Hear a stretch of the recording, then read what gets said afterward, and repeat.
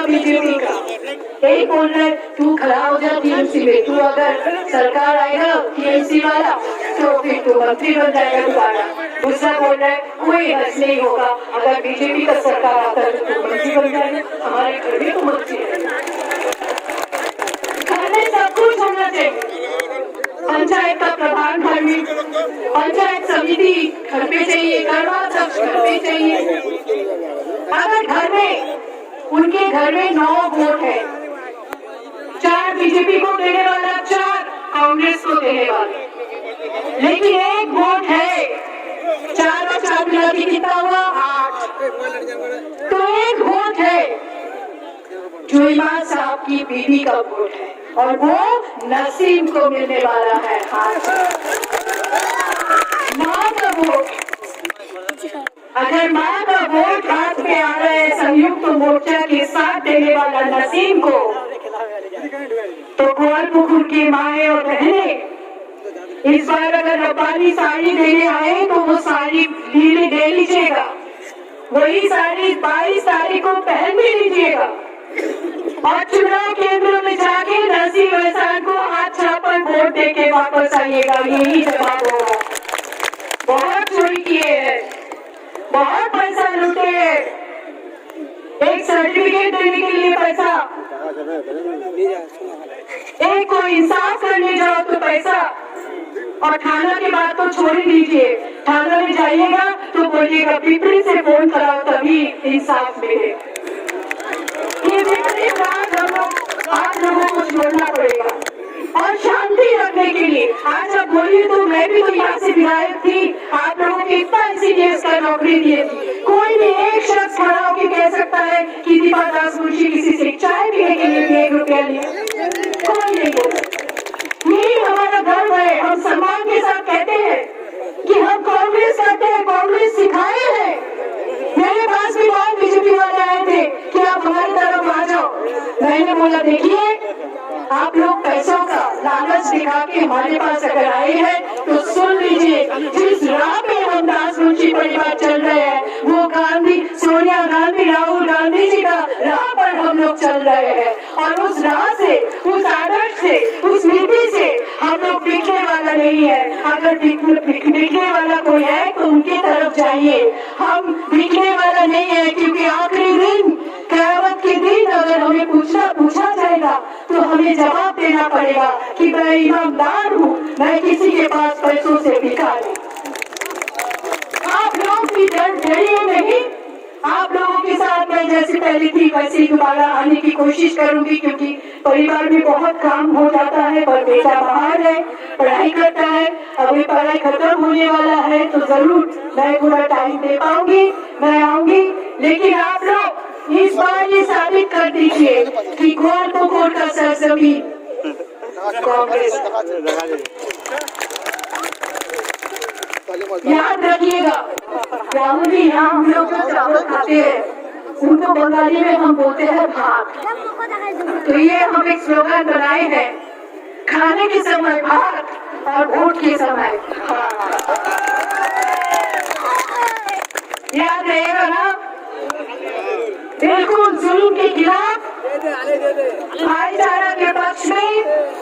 ये रमजान महीना का पहला रोजा है, आप लोग रोजा रख के ये धूप में यहाँ पर खड़े हैं क्योंकि आप लोग जंग लड़ रहे हैं और सिपाही आपके हाथ में पकड़।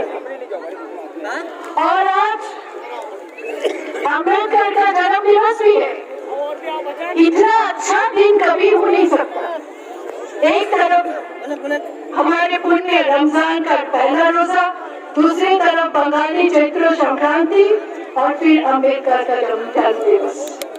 तो जो हमारे सपना देखे थे आजादी लड़ने के समय हमारे स्वतंत्रता सेनानी ने कि हमारे देश में सभी लोग इकट्ठा रहेंगे, हिंदू मुसलमान सिख क्रिश्चियन, गांधी जी वही प्रार्थना गाते थे, ईश्वर अल्लाह तेरो नाम सबको सम्मति दे भगवान। हर एक दिन जब ऐसे प्रार्थना संगीत गा रहे थे तो नाथूराम गोडसे आके उनको बुलेट से मार दिया, गांधी जी निधन हो गए। हम लोग बापू जी बोलते थे, आज भी सबका दिल में गांधी जी है और गांधी जी रहेगा, क्योंकि ये बापू जी है, हमारा सबका प्यारो और श्रद्धा के बापू जी। लेकिन आज बीजेपी सरकार आने के बाद नाथुराम गोडसे का पूजा हो रहा है। आप आज यहाँ पे बहुत हिंदू लोग आए हैं, आप लोग कहिए कि हम लोग जब कोई भगवान के चरणों में कमल की पूजा डालते हैं, हमने अंजलि दी, पौधों फूल में अंजलि दी मार पाए, लेकिन जो ब्राह्मण पुरोहित होता है वो उसमें चंदन का छींटा और गंगा जल लगा देते हैं, उसको शुद्ध कर देते हैं और फिर माए के चरणों में हम लोग डालते हैं। लेकिन वो जो बीजेपी का कमल है, नाथुराम गोडसे का कमल है, उस कमल में चंदन का छींटा नहीं है, पवित्र गंगा जल नहीं है, उसमें गांधी जी का खून है और वो खून भरा कमल कभी भी हमारे भारत माता स्वीकार नहीं करेगी। इसलिए आज ऐसे हालत है, कोरोना एक महामारी है, ऊपर से हमारे सारे लोग जो बाहर काम करने गए थे वापस आ गए गाँव में, कोई खाने का होटल खोल रहे हैं, कोई छोटे मोटे दुकान खोल रहे हैं, कोई बिजनेस यहीं पे करके जा रहे हैं, क्योंकि बीजेपी के राज में कहीं नौकरी नहीं है। लेकिन हमारे ममता दीदी के बंगाल में भी नौकरी नहीं है, इसीलिए तो आप खाटने गए थे बाहर।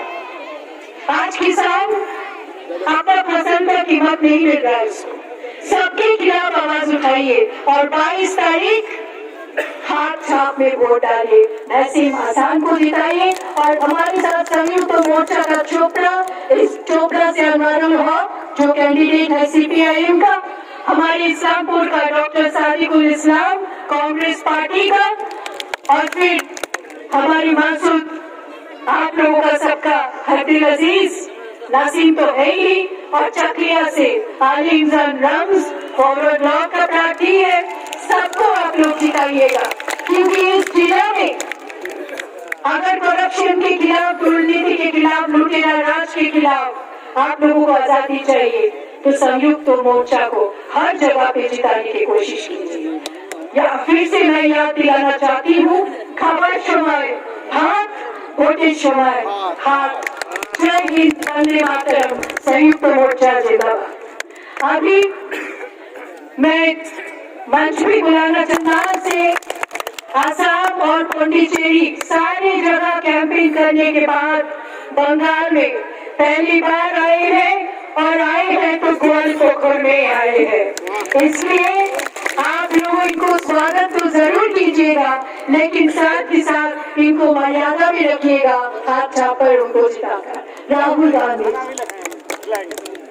राहुल गांधी, राहुल गांधी, राहुल गांधी जिंदाबाद, राहुल गांधी जिंदाबाद, राहुल गांधी जिंदाबाद, सोनिया गांधी जिंदाबाद, राजा गांधी जिंदाबाद, सोनिया गांधी जिंदाबाद, राहुल गांधी। अभी आपके सामने हमारे राज्यसभा के सांसद प्रदीप भट्टाचार्य जी बोलेंगे। অনেকদিন পর সম্ভবত প্রথমবার গোয়ালপুকুরে এসছেন, আপনারা সকলে হাততালি দিয়ে তাকে অভিনন্দন জানান। একটু আগে দীপা দাস শুনছি সুন্দরভাবে আপনাদের কাছে বক্তব্য রেখেছেন।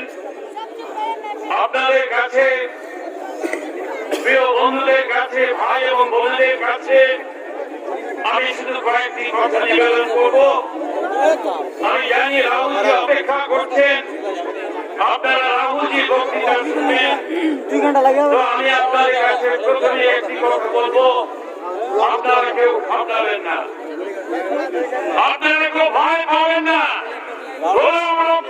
ভয় পাওয়ার কিছু নেই। আপনারা মুখে দাঁড়ান, যে কোনো পালিয়ে যাবে, ও আপনাদের ধারে কাছে আসবে না।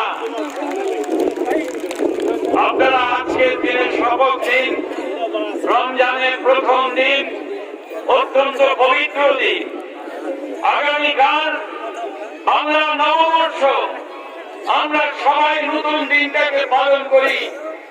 আপনারা শপথ নিন আগামী বাংলার নির্বাচনে 2021-এর 2রা মে আমরা যেন শুনতে পাই গোয়ালপুকুর থেকে গোলাম রব্বানী অনেক ভোটে পিছিয়ে আছেন, তিনি পরাজিত হয়েছেন, কংগ্রেস প্রার্থী জিতেছে, পাশের কনস্টিটিউন্সি থেকে সিপিএম এর প্রার্থী জিতেছে। গোলাম রব্বানী কংগ্রেস ছিলেন, আমি এম্পেরিয়াল ডেভেলপমেন্ট ফান্ড থেকে রাজ্যসভার সাংসদ হিসাবে অনেক টাকা তাকে দিয়েছিলাম।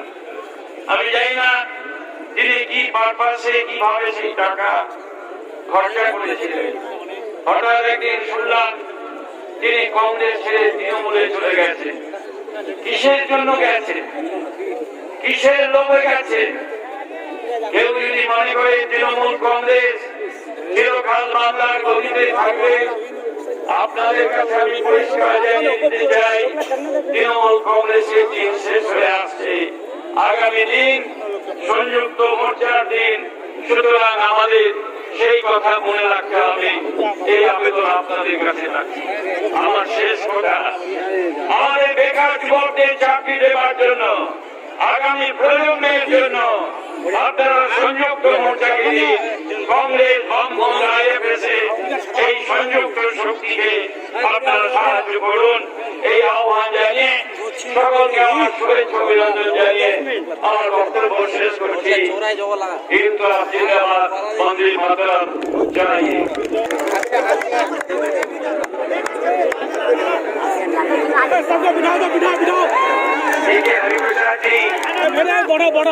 हरिप्रसाद जी, जी,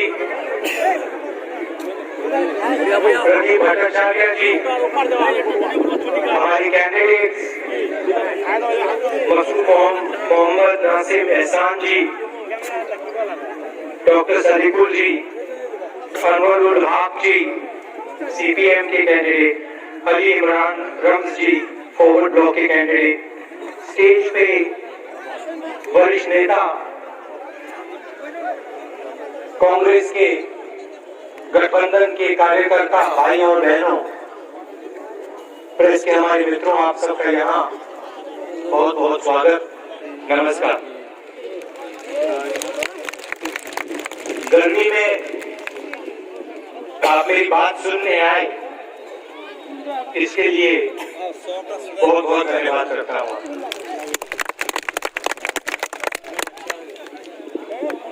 असेंबली के चुनाव चल रहे हैं, अलग अलग प्रदेशों में चुनाव हो रहे हैं, असम में, केरल में, बंगाल में, तमिलनाडु में, और इससे पहले मेरे इन प्रदेशों में दौरे हुए। तमिलनाडु में, असम में जब मैंने लोगों से पूछा कि आपको क्या लगता है, उन्होंने मुझे बताया कि पहली बार हमें ऐसा लग रहा है कि हमारे इतिहास पे, भाषा पे, हिस्ट्री पे आक्रमण हो रहा है। जो विचारधारा बीजेपी बंगाल में फैलाने की कोशिश कर रही है, वही विचारधारा असम में फैला रही है, और एआईएडीएमके के माध्यम से वही विचारधारा तमिलनाडु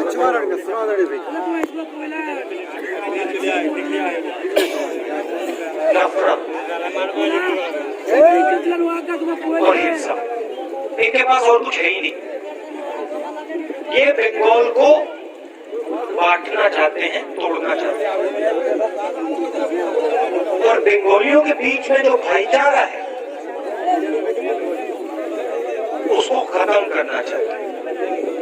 यही असम में कर रहे हैं, यही तमिलनाडु में कर रहे हैं, और इसका नतीजा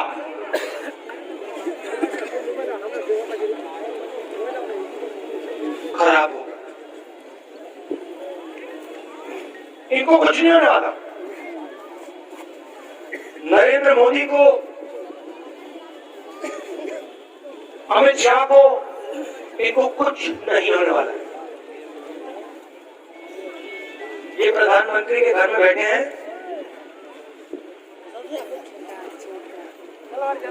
इनके पूरे बॉडीगार्ड्स हैं, इनकी पूरी रक्षा होती है, इनको कुछ नहीं होने वाला। आग लगेगी तो यहां लगेगी। नरेंद्र मोदी नहीं चलेगा,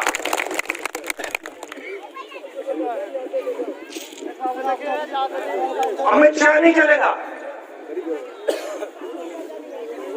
अमित शाह के बेटे को कुछ नहीं होने वाला। बंगाल चलेगा, बंगाल की माताएं और बहनें रोएंगी। ये होगा क्योंकि एक बार इन्होंने बंगाल को बांट लिया, फिर बंगाल में आग लगेगी, उसको कोई नहीं रोक सकता। और ऐसी आग लगेगी कि बंगाल में उसको पहले किसी ने नहीं देखा। तो हम यहाँ चुनाव नहीं लड़ रहे हैं, हम बंगाल के इतिहास की, हिस्ट्री की, भविष्य की रक्षा कर रहे हैं। इसलिए मैं यहाँ आया हूँ।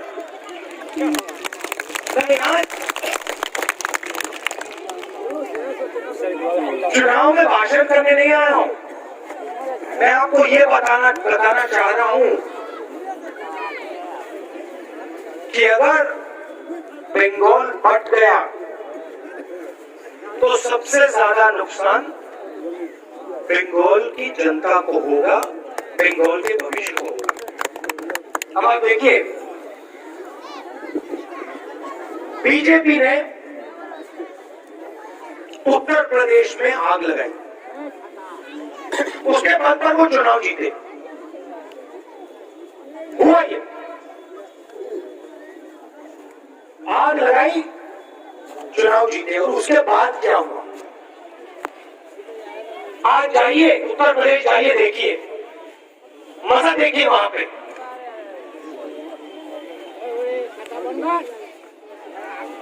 कोरोना आता है, अस्पताल लाशों से भरे हुए हैं, जहां भी देखो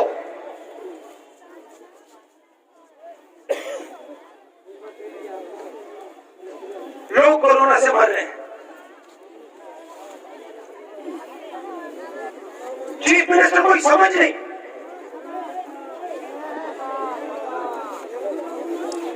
कोई समझ नहीं। विकास की बात करो, कुछ नहीं हुआ। 8 बजे रात को हिंदुस्तान के प्रधानमंत्री टीवी पे आते हैं, कहते हैं भाइयों और बहनों, मुझे 500 रुपए 1000 रुपए का नोट अच्छा नहीं लगा, मैंने उसको रद्द कर दिया, खत्म कर दिया उसको। काले धन के खिलाफ लड़ाई है, कर दी काले धन के खिलाफ लड़ाई।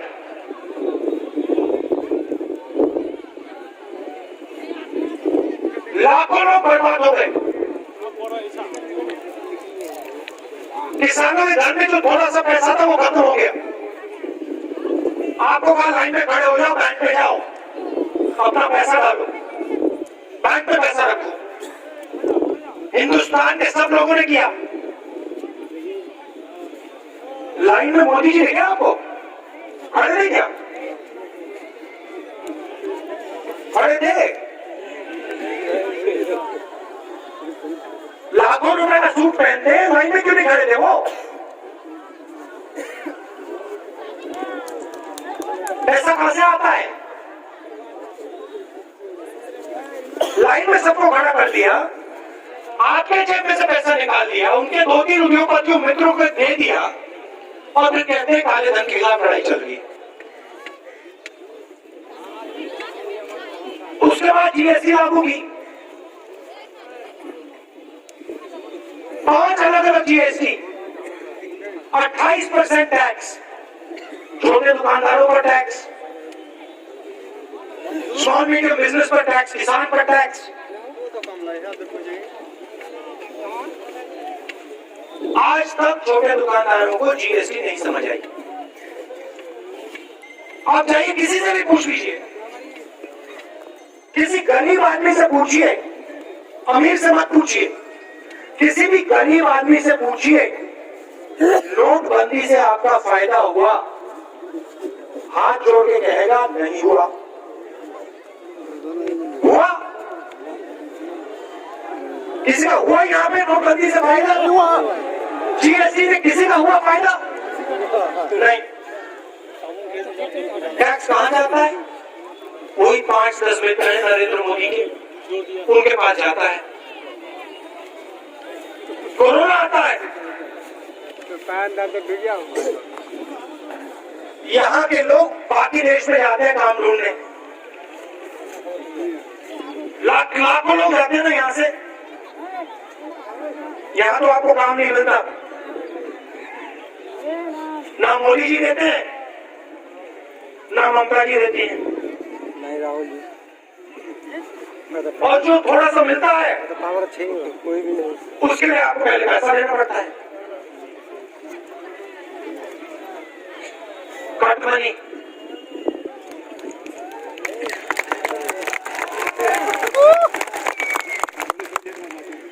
पहला प्रदेश है जहां रोजगार लेने के लिए पहले डिपॉजिट देना पड़ता है। पहले डिपॉजिट दो, फिर पता नहीं शायद मिले ना मिले, जेब में पैसा तो निकलेगा। ममता जी की देन है।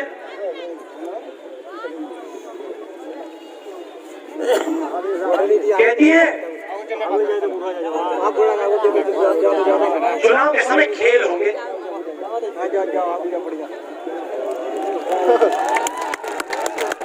कैसा खेल?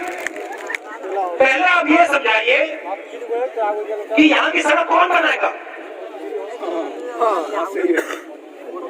खेल खिलवाना है तो सड़क पे खेलेंगे ना।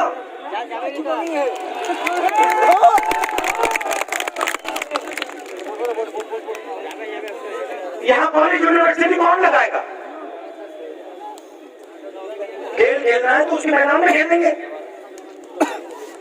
वो तो आप देती नहीं।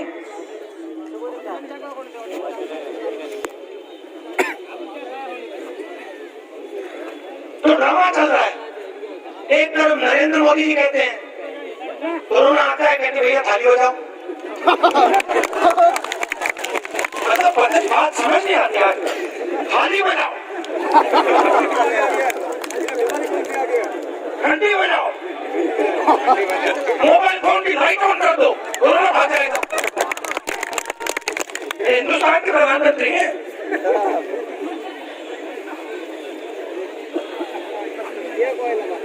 भाग गया कोरोना, भाग गया। मैंने पिछले साल फरवरी में कहा था कोरोना से जबरदस्त नुकसान होने वाला है। ये हमारे मीडिया के जो मित्र हैं, क्या ये आप बड़े होशियार हो, सब समझते हो आप लोग। खरीदा हुआ ये कहता है राहुल गांधी सबको डरा रहा है, ये खरीदे हुए लोग कहते हैं राहुल गांधी सबको डरा रहे हैं।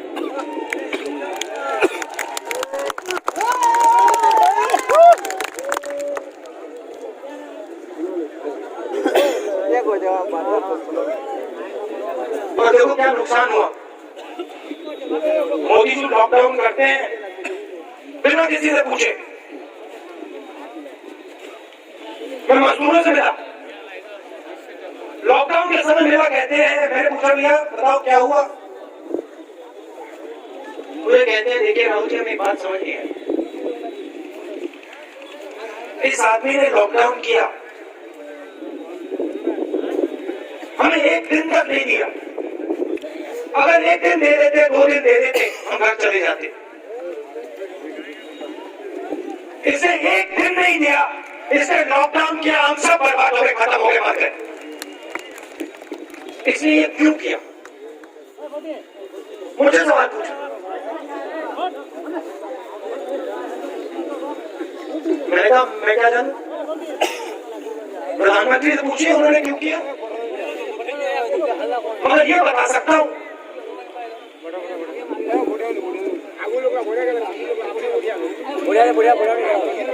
जिसमें अपने दिल में आपके लिए इतनी भी जगह होगी, वो ऐसा काम कभी नहीं कर सकता। वो मर जाएगा मगर ऐसा काम नहीं करेगा। और जब मजदूर हाथ जोड़ के कहते हैं भैया हमें बस का टिकट दिलवा दो, ट्रेन का टिकट दिलवा दो, वापस घर जाना चाहते हैं, बंगाल जाना चाहते हैं, तो सोलर बंगला वाला आदमी कहता है नहीं हम तुम्हें नहीं देंगे, 1 रुपया नहीं देंगे, मर जाओ।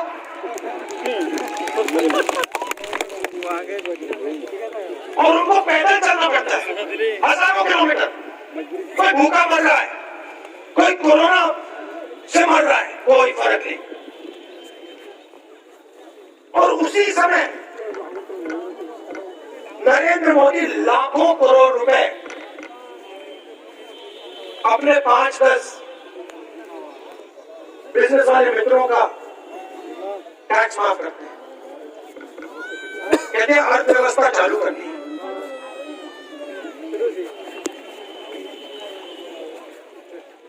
पूरा देश भूखा मर रहा है और आपके जेब में से पैसा निकालकर उन्हीं 5-10 लोगों को पैसा दिया जा रहा है। और अब ये नए 3 कानून लाए किसानों के खिलाफ। यहां आपने मुझे बताया कि यहां तो मंडी नहीं है, यहां मंडी नहीं है, मतलब बाकी देश में जो मंडियां हैं उनको बंद कर रहे मोदी। ऐसा कानून लाए हैं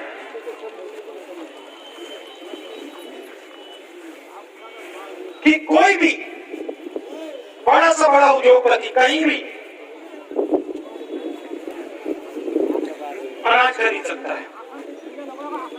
मतलब गरीब से गरीब किसान को हिंदुस्तान के सबसे बड़े उद्योगपतियों के सामने खड़ा कर रहे हैं। और फिर कानून में लिखा है कि अगर किसान सही दाम मांगे तो किसान कोर्ट में नहीं जा सकता। और तीसरा कानून कहता है कि हिंदुस्तान के सबसे बड़े उद्योगपति जितनी भी जमाखोरी करना चाहते कर सकते। तो पहले छोटे बिजनेस वालों को मारा, दुकानदारों को मारा, अब किसान को मार रहे हैं और जो किसानों का है वो छीन रहे हैं। और फिर बंगाल में आते हैं, कहते हैं भैया सोलर बंगला बनाएंगे, चमकता हुआ बंगाल।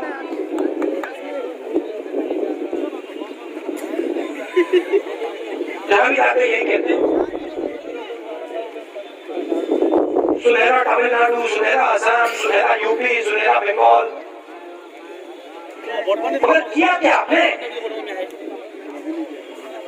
कितने युवाओं को आपने रोजगार दिया? हिंदुस्तान की अर्थव्यवस्था को आपने खत्म कर दिया, नष्ट कर दिया। बाकी दुनिया पहले देखती थी कहती भी देखो हिंदुस्तान कितनी तेजी से आगे बढ़ रहा है, आज कैसा बढ़ रहा है। पूरा लग जाओ। फिर बात लोग आते हैं, विदेश से लोग आते मुझसे सवाल पूछते, पहले पूछते थे भैया एक बात बताओ, ये जो आपका देश है अलग अलग भाषाएं इसमें, अलग अलग धर्म है,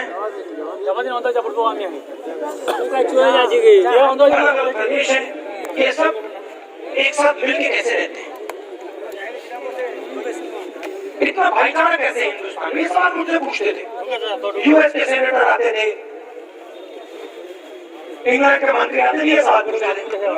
आज आते कहते भैया एक बात समझाइए, हिंदुस्तान में क्या हो गया?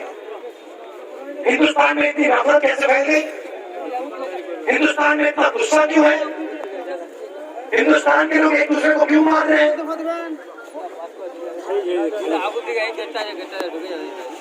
ये है नरेंद्र मोदी जी, आरएसएस की देन। ये इनका काम है और इसका लक्ष्य एक है, आपको लड़ा दो और फिर जो आप सवाल पूछते हो अस्पताल के, कॉलेज के, रोजगार के, आप पूछना बंद कर दोगे और जो आपका ही उठा के ले जाएंगे। और ममता जी को आपने जिम्मेदारी दी, आपने कहा कि ममता जी आप बंगाल को चलाइए। क्या उन्होंने वो जिम्मेदारी निभाई? आपको लगता है कि ममता जी ने काम किया आपके लिए? कोई कह सकता है यहाँ पे हाँ ममता जी ने मैंने काम किया, कुछ करके दिखाया? यहाँ पे ममता जी ने रोजगार दिया आपको, कॉलेज लगवाया, सड़क बनवाई, तो क्या मतलब है?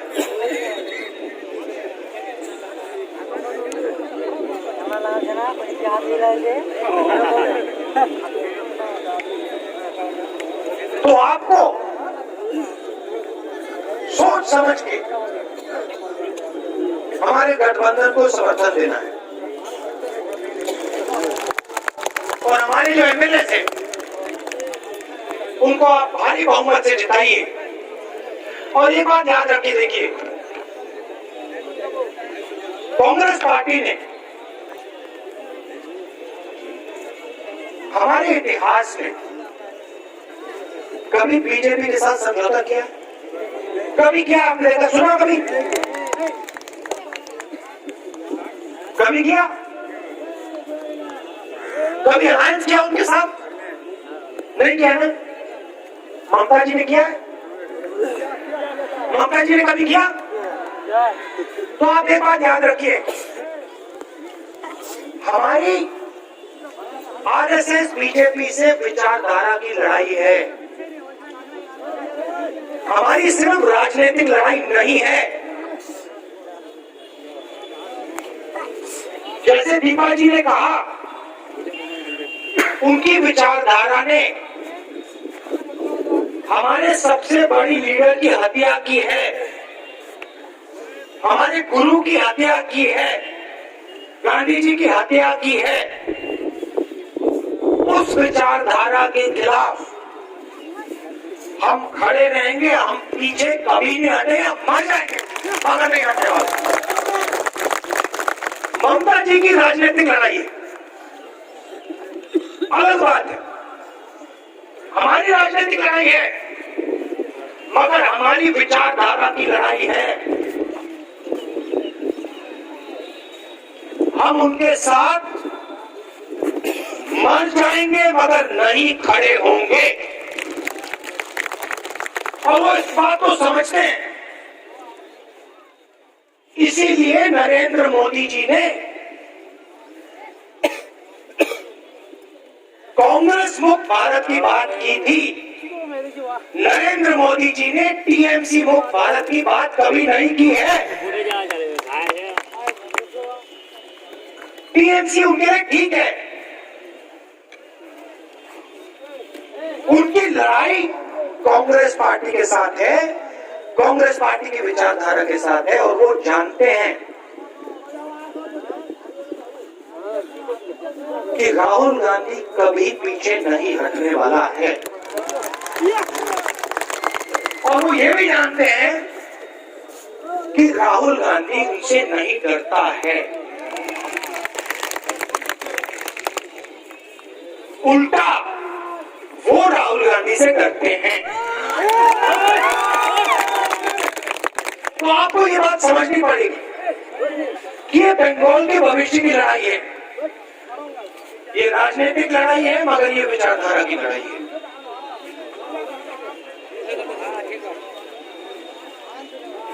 अब ये आपके हाथ में है, बीजेपी को रोकना है, बंगाल को बचाना है और आप दबाकर हमारे गठबंधन को समर्थन दीजिए, हमारे कैंडिडेट्स को जिताइए। आप सबका दिल से बहुत बहुत धन्यवाद। आप दूर दूर से आए, खासतौर से जो महिलाएं आई हैं, आपको कष्ट हुआ होगा। आप सबको बहुत बहुत धन्यवाद। नमस्कार, जय हिंद। अंत में रमजान की शुरुआत है। आज हम अम्बेडकर जी को याद करते हैं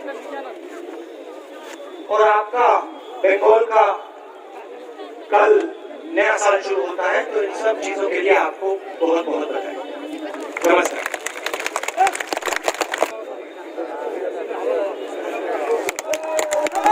बहुत धन्यवाद। आज मीटिंग की आप लोगों को फिर से बहुत बहुत धन्यवाद।